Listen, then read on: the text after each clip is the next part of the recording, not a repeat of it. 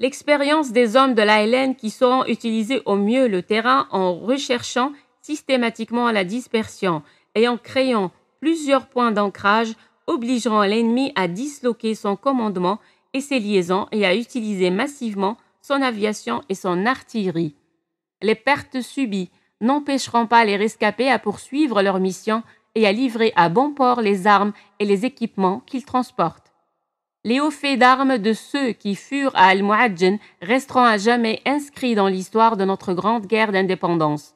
De l'écrit même du général Gagé, les troupes françaises perdront 279 officiers, sous-officiers et soldats et auront 758 blessés, dont beaucoup grièvement. La compagnie d'acheminement de la Wilaya 3 parcourra près de 500 km après avoir réussi à rompre l'encerclement et parviendra à sa wilaya avec le tiers de ses effectifs de départ. Les autres sont tombés au champ d'honneur. Ces combattants ont affronté la faim, la fatigue et le manque de sommeil, toujours sur le qui-vive, avançant par à-coups ou s'incrustant au terrain, tout en veillant à ne pas perdre leur précieux chargement. Ils ont fait reculer l'ennemi, lui en ont infligé des pertes considérables. Les éléments rescapés du 4e bataillon constitueront plus tard le noyau d'une nouvelle unité qui s'implantera quand même dans sa zone d'affectation.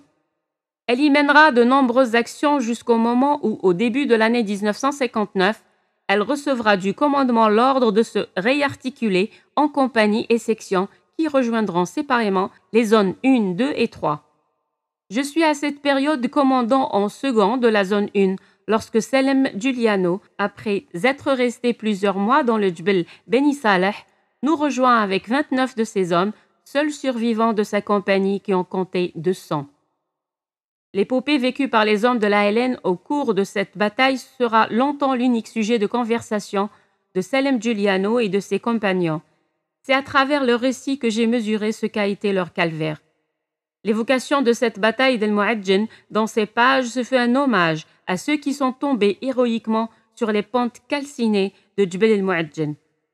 Le général Robert Gagé, dans son livre La saga des paras, relate quelques épisodes de cette bataille et apporte des précisions sur les pertes subies par les militaires français.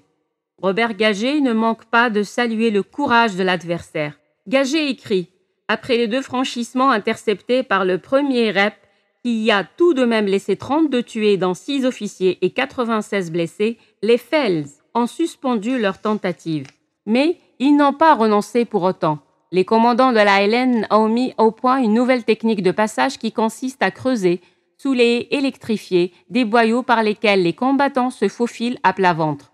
Ayant décidé de frapper un grand coup, les chefs de l'ALN de Tunisie ont choisi de passer en force à Soukharas. Dans ce but, 1300 Junoud ont quitté leur base pour opérer un franchissement sans précédent. Cette bataille d'enfer, livrée les 28 et 29 avril et le 1er mai, que certains ont appelée la bataille d'Al-Mu'adjan, restera l'une des plus glorieuses pages de cette guerre. Le 29 avril, au matin, le 9e RCP est engagé dans une opération sur l'oued Mdjarda, à une quinzaine de kilomètres à l'ouest de Soukharas. Il est le fer de lance d'un groupement confié au colonel Buchou, comprenant le 60e régiment d'infanterie, le 2e 152e régiment d'infanterie et le 1er 152e régiment d'infanterie. Leur mission est de rechercher une bande signalée par un renseignement sûr. Alors que l'opération se développe, un détachement de la HERS qui inspecte chaque matin les abords du barrage arrive à 4 km au sud de Soukharas. Soudain, le chef de patrouille fait stopper le véhicule de tête car son œil a décelé une anomalie dans l'enchevêtrement des barbelés. Il descend de son véhicule, s'approche au plus près et découvre 6 tranchées creusées sous la haie électrifiée. Plus loin, 2 cadavres électrocutés sont accrochés au réseau. Aussitôt alerté, le commandement décide du montage de l'opération qui consiste en un fort groupement d'intervention appuyé par des chars de l'artillerie et par l'aviation.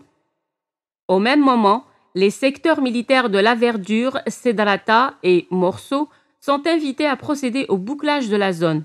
Le groupement d'intervention articulé autour de 4 régiments de paras, de 6 bataillons d'infanterie, d'un groupement de chars, de l'artillerie, de l'aviation et des hélicoptères de transport et de reconnaissance démontre, si besoin est, l'ampleur de l'opération qui a la charge d'intercepter et de détruire les Junouds infiltrés.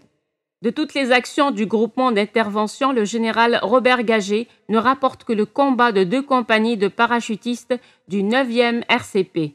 Néanmoins, on peut aisément se rendre compte de l'importance de la bataille et de l'âpreté des combats qui ont poussé les combattants de part et d'autre à des corps à corps sans merci. Gagé poursuit. Orbitant à hauteur respectable, le colonel a choisi ses zones de pause et les fait traiter par les T6. La 3e compagnie du capitaine Beaumont et la première prête, elles embarquent dans les H-21 et lourdement chargées. Les bananes décollent pour se diriger vers les points balisés par le Piper sur la crête d'El Mouadjen. Bien en formation, échelonnés en altitude, les hélicos abordent leur descente pour se poser. Mais au moment où le 3e banane se pose, il est pris à partie par des feux nourris. 2 paras sont blessés, l'aviation de chasse accentue alors ses appuis et l'héliportage se poursuit. Toutes les sections de la 3e sont engagées dans des combats furieux. Les paras, d'abord surpris, ripostent de toutes leurs armes. Soudain, face à la première section, 3 ou 4 fels se dévoilent. Ils avancent les mains en l'air, sans doute pour se rendre. Le lieutenant va vers eux. Lorsqu'un coup de sifflet retentit, les fels se jettent à terre. Les paras sont fauchés par un tir violent qui masque une manœuvre d'encerclement. La section lourde intervient. Au mortier et au canon sans recul de 57 mm, elle tente d'enrayer l'attaque, mais les obus sont vite épuisés et le caporal Andrzejak, grièvement blessé, réussit à cacher son canon avant de s'écrouler. L'ensemble du PC de la 3e est pris entre 2 feux. Le capitaine Beaumont a vite compris, il est en train de se faire encercler.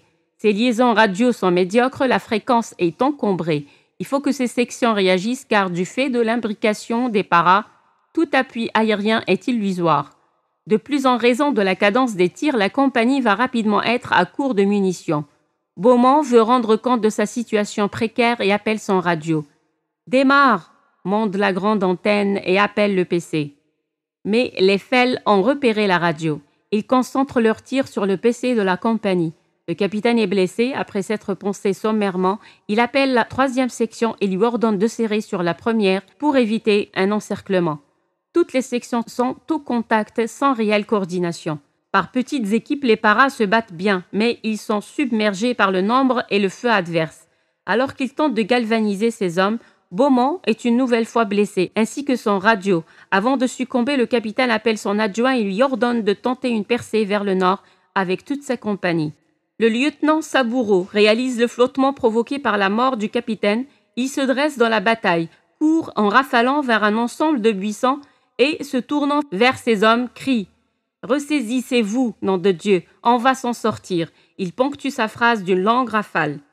La compagnie est encerclée et subit de très lourdes pertes. Les sections et leurs blessés légers ont réussi à se regrouper avec le PC près d'un groupe de rochers où quelques arbres rabougris offrent une protection relative. La 2e compagnie du capitaine Guégan a été déposée à 2 km au nord-est de la 3e, ainsi que la compagnie Glaser du 1er REP qui arrive de Guelmant. Le colonel Buchou leur a ordonné de marcher sur la 3e compagnie pour rompre son encerclement. D'un même élan, la 2e compagnie se lève, suivant les chefs de section qui paient d'exemple. Le lieutenant Poinceau est fauché, mortellement blessé. Plusieurs paras tombent face contre terre, mais la résistance est bousculée. À cet instant, la 3e compagnie s'élance et perce grâce au désarroi provoqué par cette contre-attaque. Alors que les survivants de la 3e s'ouvrent la voie de repli et s'y engagent avec les blessés, les fels les poursuivent et les mitraillent. 19h30, la nuit est proche, mais la 3e a réussi à prendre contact avec le bouclage dans l'oued d'Ekna, où le lieutenant Saboureau fait ses comptes. Il manque près de la moitié de la compagnie, dont le capitaine, le lieutenant Thierry et plusieurs sous-officiers. Après ce qu'ils viennent de vivre, tous les paras se portent volontaires pour retourner sur les lieux du combat, voler au secours de leurs copains, ramener leurs morts. Profitant des lucioles, le détachement s'engage, traverse le bouclage et gravit les pentes du Jbel, mais se heurte immédiatement aux fels, qui les accueillent avec un feu nourri. Devant l'extrême fatigue de ces hommes, le colonel renonce à son projet et rejoint le bouclage. Voilà une idée des combats qui se sont déroulés dans le courant de l'après-midi du 29 avril. Ils se poursuivront avec la même intensité au-delà du 3 mai. Les 6 compagnies de l'ALN sont engagées dans leur totalité dès leur franchissement, dans la nuit du 28 au 29 avril.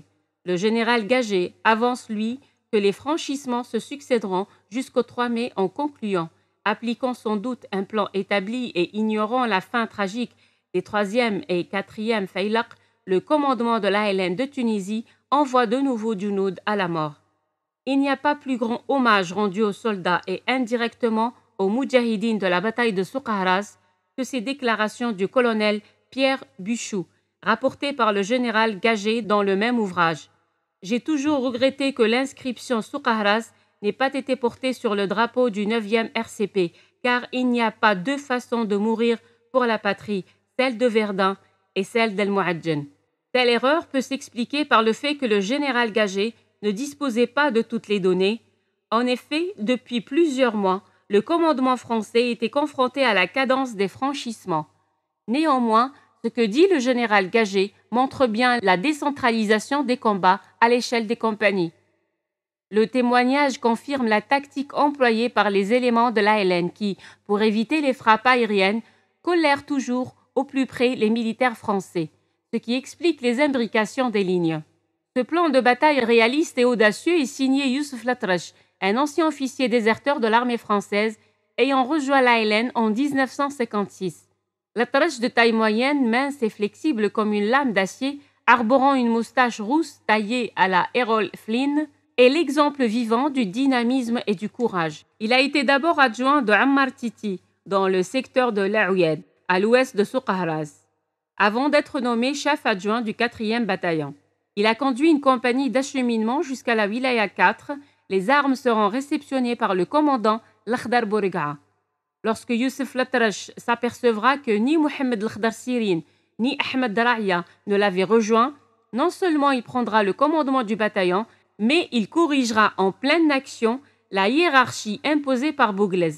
Abdelaziz Qader, par exemple, qui n'était que l'infirmier du bataillon, il en fera un de ses adjoints. Au 3e jour du combat, Kader, blessé au-dessus de la cheville par une tranche d'obus, s'amputera sans anesthésie et périra 2 heures plus tard, vidé de son sang et toujours rivé à son aphème. Toujours au cours de la bataille, Selem Giuliano, chef de la compagnie prélevée sur les effectifs de la zone 1, sera promu commandant en second du bataillon par Youssef Latrache. À partir du début du mois d'avril 1959, j'ai travaillé longtemps avec Selem Giuliano, surtout lorsque j'étais adjoint militaire à la première zone de la base de l'Est, puis commandant en second du 13e bataillon. Selem était chef de la compagnie lourde. Nous avons eu l'occasion d'évoquer à maintes reprises la bataille de Souk-Ahraz. Il m'était d'emblée apparu que Selem connaissait beaucoup de choses sur les hauts faits d'armes du 4e bataillon. Les souvenirs se bousculaient dans sa tête, séquences de combats continues, pêle-mêle, sans fil linéaire, bousculées par l'émotion, hachées chronologiquement. Avec le temps, me dis-je, il allait, je l'espérais, ordonner toutes ces images et reconstituer sa mémoire. Son témoignage, écrit plus tard, éclaire beaucoup plus sur la manière dont s'était décidé et organisé ce franchissement. Il faut le rappeler, unique en son genre dans l'histoire de notre guerre de libération. Giuliano place dans son contexte général la bataille de Souk-Ahraz comme une des plus grandes batailles livrées par l'ALN avec celle de Djorf dans la wilaya 1 de Timimoun, aux confins désertiques, ou celle que mena Hamma al-Khdar contre les méharistes de l'Ergue orientale à Oued Souf en 1955, de Septi Boumaraf en février 58 et d'autres oubliés, hélas, par les Algériens. Selem Giuliano témoigne. Responsable de secteur dans la 3e région de la première zone, mon unité est intégrée au 4e bataillon. Au fait, à la fin de l'année 1957 et au début de l'année 1958, les nombreuses batailles qui eurent lieu dans la région de Gambetta ont abouti à la perte de beaucoup de moudjahidines. L'autorité militaire française commencera à demander aux agriculteurs de retourner à leurs terres pour les cultiver, en assurant qu'il n'y avait plus de felaga dans les maquis. Mais les actions n'avaient jamais cessé pour autant dans la zone de la ligne Maurice. Ayant eu des échos de cette propagande, le commandant de la base de l'Est, le colonel Bouglez, décide de créer un bataillon comprenant 4 compagnies prélevées dans les zones existantes. Cette réarticulation a lieu en février 1958 à Ain Mazen, à quelques kilomètres de la frontière tunisienne. Les Français ont alors vent de ce qui se prépare. Ils ont même localisé le lieu de regroupement. C'est peut-être là une des raisons de leur décision de bombarder Sariyet Sidi Youssef, village tunisien proche du lieu de regroupement. À la suite de quoi, nous avons suspendu le regroupement des combattants pour le reporter pour le courant du mois de mars. À l'issue de cette réunion, 4 responsables furent désignés à la tête de la 4e zone, à savoir Mohamed El-Khdar Sirin et comme adjoint Youssef Latrache, Ahmed Draya et Othman Babay, respectivement chargés des questions militaires, politiques et des renseignements et liaisons. Nous avons effectué des entraînements et reçu des armes et des munitions et attendu pendant près d'1 mois avant de nous mettre en route vers le barrage électrifié le 26 avril 1958. 2 jours plus tard, nous recevons un message du chef de notre nouvelle zone, Sirin, ordonnant à toutes les katibas de prendre leurs positions respectives près du barrage en vue du franchissement dès le coucher du soleil. Nous avons pour instruction d'éviter tout contact avec l'ennemi après le franchissement. L'essentiel étant de rejoindre la zone sans encombre. En fait, chaque compagnie avait une mission bien déterminée. L'objectif était d'occuper les régions désignées d'avance et de s'y accrocher. Je suis désigné pour opérer du côté de Sbitar. Le vieux Aïssa, lui, est placé entre l'Oued Mjarda et la ville de Souqahras. Atman et Youssef Latrache ont traversé la rivière du côté de la route menant vers Zaharouriya. Mon unité escorte une compagnie de la Wilaya 2, alors que Youssef Latrache prend en main une compagnie de la Wilaya 3. Quant à Atman, il doit s'occuper de la section des transmissions de la Wilaya 1. En soirée, alors que nous finissons de prendre position, Mohamed El-Khdar Sirin et son PC sont repérés par les troupes françaises. Un accrochage s'ensuit. Il se prolonge jusqu'à 21h. La section attachée au PC déplore la perte d'1 homme et 3 blessés. Mohamed El-Khdar Sirin préfère se replier. Cela explique la raison pour laquelle le commandement du bataillon ne traverse pas la ligne fortifiée. À la tombée de la nuit, nous pratiquons des trouées dans les barbelés. Nous traversons sous un pont de l'autre côté du barrage. Il y a des chars à proximité du pont, mais paradoxalement, ils ne nous attaquent pas, sans doute parce que l'ennemi sait ce qui nous attend de l'autre côté.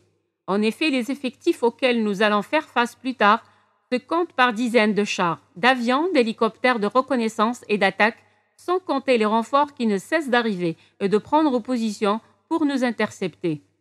Les soldats que nous avons faits prisonniers nous disent que l'armée s'était préparée durant 45 jours à cette bataille, car elle savait que le franchissement de notre unité était imminent. Nous nous trouvons donc après le passage en contact avec l'ennemi.